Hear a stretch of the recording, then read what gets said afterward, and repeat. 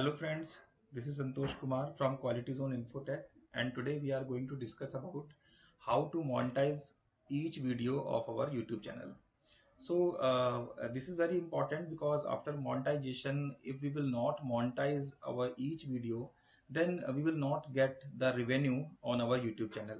So after complete monetization, after approval of monetization, we need to do one thing, which is if apply monetization on each video.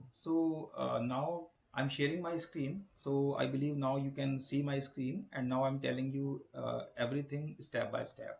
So first of all, you need to open your YouTube channel account. Then you need to go to your YouTube studio, and after on YouTube studio you can just click on the content tab.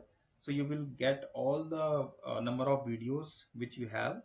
Then you need to click on this icon, so all video will be selected. Then you can click on edit, and there is a option of monetization, so you can click on monetization. Then here is the option on and off, so you can click on on, and then update video.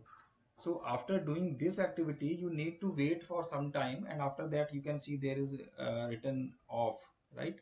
So after some time you will see that these all the video will be monetized, and you will start earning the revenue on these video. Okay, so this is the complete step to monetize each video.